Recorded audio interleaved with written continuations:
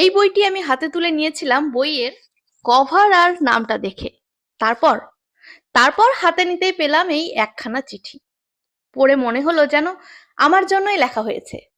চিঠিতে কি লেখা আছে সেটা বলছি না, তবে অর্পিতা সরকারের বই এই প্রথম আমি পড়লাম, ভীষণ ভালো লেগেছে।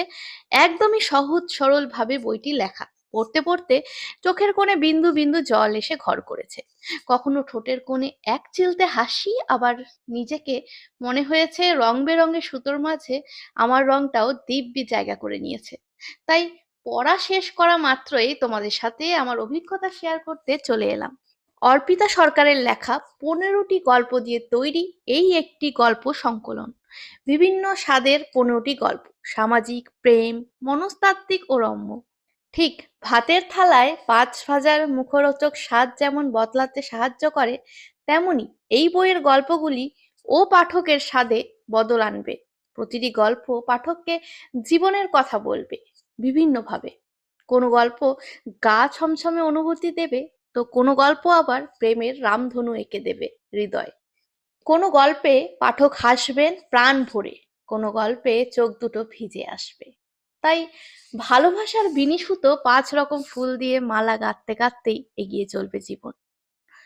এই বই পড়তে গিয়ে আমি নিজেকে একাত্ম করতে পেরেছি। ভিন্ন ভিন্ন স্বাদের ছোট গল্প নিয়ে লেখা হয়েছে ভালোবাসার বিনি সুতো। কোনো গল্পে আছে কিশোর বেলার মনের উন্মাদনা, আবার কোনো গল্পে বেলা শেষ হয়ে যাবার বয়ঃসন্ধির টানাপড়া। এই বইয়ের গল্পগুলি মানুষের জীবনের কথা বলছে, জীবনযাপনের ছবি এঁকেছে। আশা করি আমার এই বুক রিভিউ তোমাদের ভালো লাগবে। যারা এই বইয়ের কথা এখনো জানো না, তারা বইটি চটপট কিনে পড়ে ফেলুন। কথা দিচ্ছি, নিজে খুঁজে পাবে, আবার নতুন করে খুঁজে পাবে বহুদিন ধরে জমে থাকা অনুভূতি, জমতে থাকা না বলা কথা, আর একাত্ম নিজেকে। বইটি প্রকাশিত হয়েছে দেশ পাবলিশিং থেকে। মূল্য 299 টাকা, কিন্তু আপনারা বইয়ের দোকান কিংবা অনলাইনে ডিসকাউন্টে পেয়ে যাবেন। প্রথম প্রকাশ নভেম্বর 2025। আজ এই পর্যন্তই। ভালো লাগলে অবশ্যই শেয়ার করে দেবেন।